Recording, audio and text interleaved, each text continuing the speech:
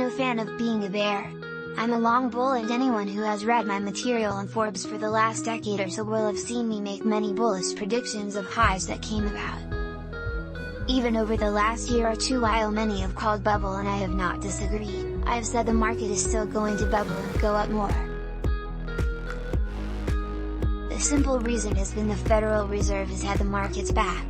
It is real estate's back, too, because those are the two simple asset classes that affect us all the most and the simplest levers to support the economy in times of emergency.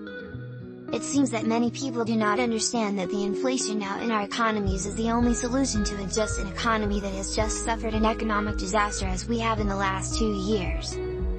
The best way to save an economy from a drastic collapse where even good assets become temporarily worthless and almost everyone is tipped into dire straits, is to print oceans of money and let inflation smooth the process of bridging the chasm between disaster and recovery. The smoothest way to do that is to inflate the price of real estate in the stock market. So here we are near a high point of that process. However, you must stop printing at some point or inflation gets out of control and you go Venezuela and the wheels come off the economy in other awful ways. So the stimulus and printing must stop sometime. What? No Build Back Better stimulus? You can even see politicians turning the taps off. Make no mistake, that wasn't a mistake. We are at the terminus of printing oceans of money, and that is spoiling the stock market party.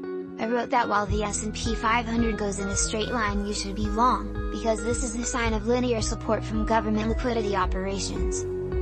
Well, here we are with that straight line looking suddenly wonky. To me this signals potential trouble.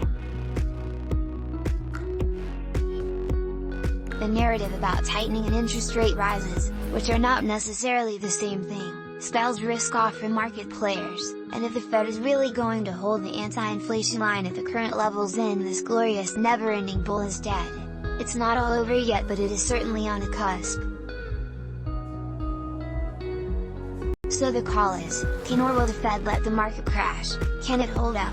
Will it hold it up, or will it choose to take inflation out of the economy by letting the economic gravity of the current COVID/post-COVID global economic situation deal everyone a haircut at the bailout everything strategy?